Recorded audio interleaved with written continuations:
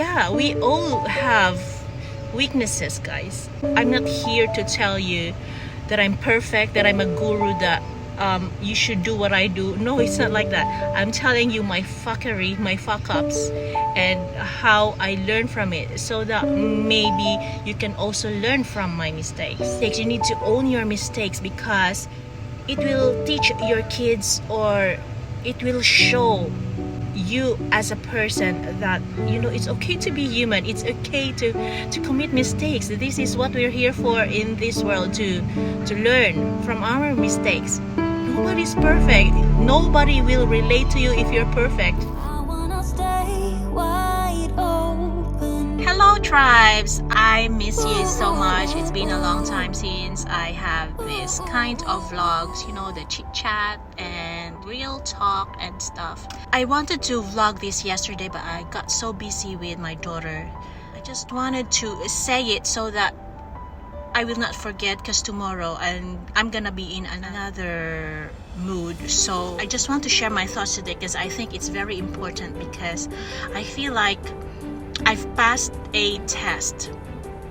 What I mean about it is like this vlog is about self-awareness, because I think I am in this phase of my life where I am aware when I am fucking up or when I fucked up. Last year, one of my friends told me, why are you so sporadic? Sporadic means it's like one day I'm in good mood and suddenly it changes like that. It's like I'm very reactive.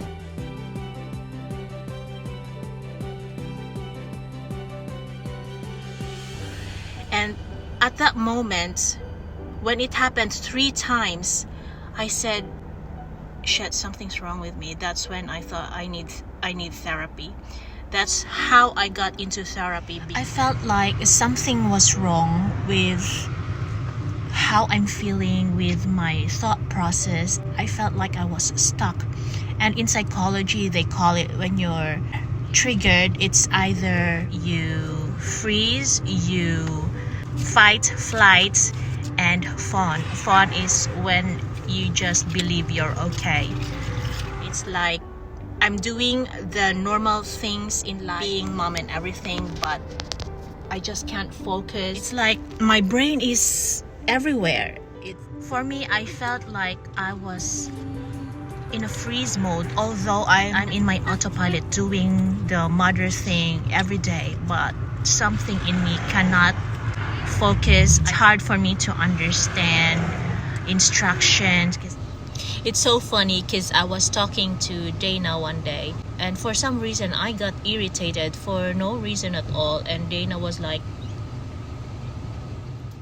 it's so funny because we're talking about a bag, a Louis Vuitton bag, and suddenly I was like all over the place. Like I got irritated with her for no reason at all. And after a few minutes, I had time to be self-aware, and I was like, wait a minute, what's wrong? What is wrong with the picture? So I got triggered even before I was talking to Dana, and it was because there's a Facebook post. I got insecure with this mom, because we all moms have insecurities. Let's just be real here. Even if you're trying to be perfect most of the time, you know, for your kids, sometimes there are times that you can't just do everything all at once. And when I talked to my best friend, she said to me, are you okay? I felt it while it was happening.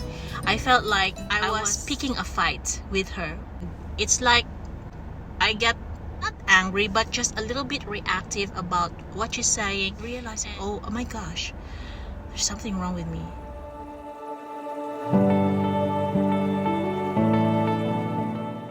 So I said, okay, I'm sorry for being reactive. I need to, I think, run.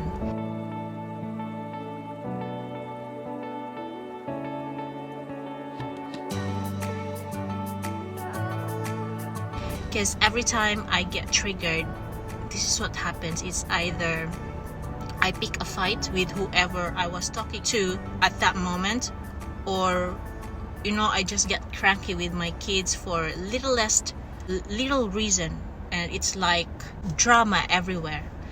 But I think this is important, especially for me sharing it with you, because maybe you have those instances where you don't understand yourself. Try to reflect if you need help or counseling, or go to the doctor so they can check your overall mental and physical health. My blood test results provided me with a vitamin deficiency and that I have severe iron deficiency, which affected my mental health.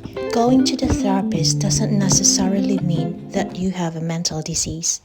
And it will affect the people you love, honestly. For example, when you lost someone dear to you and all your emotions, brain, everything is so down, you will feel reactive because your lens is based on what you're feeling right there and then. We all have different ways to cope up with, for example, loss. Some of us, like there needs to be a person to vent on. Venting is okay, but if you just hurt other people because you're hurt, some of us who are not conscious or self-aware, we tend to hurt other people because we are hurt inside.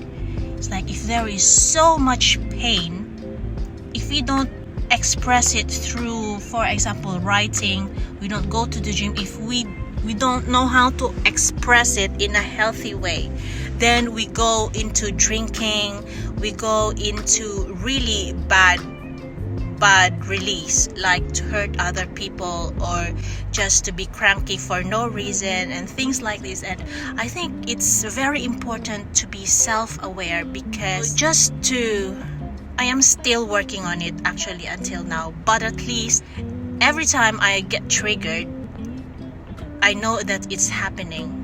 Like my story with my best friend. While I get triggered, I've vented on her and I was about to pick a fight with her, but while it was happening, I am aware of it. So I hope you understand my point when I'm saying the importance of self-awareness is just so you will not hurt the person closest to you, because that's what happens to us when we're so triggered. We tend to hurt the one we love. It's just sad when we lose people we love, we lose people we trust, just because we're not in a good emotional state at that time, and we just push people away. I'm just sharing this because I've been in that place. I'm still trying actually not to get triggered, and it's very hard, especially if you have issues that's unresolved. The good thing is you're doing something about it. You're researching. I'm researching how not to get triggered from my traumas in the past. And I think it is important to at least preserve the people who means the most to us, who cares for us deeply. I think it's important to keep people like this instead of pushing them away and hurt them just because we're hurting inside. I think it's not worth it, guys. This is just a very short chit chat, but I felt like some of you will have this awareness just to protect your relationships and not to lose people in your lives that that cares for you. Your kids will suffer if you have unresolved childhood wounds or unprocessed pain, because you're transferring to them unconsciously your negative patterns or unhealthy coping mechanisms, which will affect their relational capability or how they handle adult relationships in the future. Taking care of your mental health is taking care of your family. And I think the most important thing of all, guys, is to say sorry, to apologize. I mean, if you grew up in a household where I'm sorry was not a priority or it was not taught in school, I know it's difficult for some of us to say I'm sorry, but just try to just admit even to yourself that you're sorry, because if you don't admit to yourself that you fucked up, then you'll never change. and you always do your, I don't know, your patterns, the same problems over and over. And believe me, I am also a work of progress, but one way for me to improve myself, I am obsessed with self-improvement. I just like to evolve as a human being, and not to make me feel better or superior than anyone else, but because I am just tired of doing the wrong things over and over. I just want to evolve, period. That's all. Light and love. Please don't forget to hit the like button if you enjoyed this vlog, and please share to your friends if you find it inspirational. See you next time! I wanna stay wide open.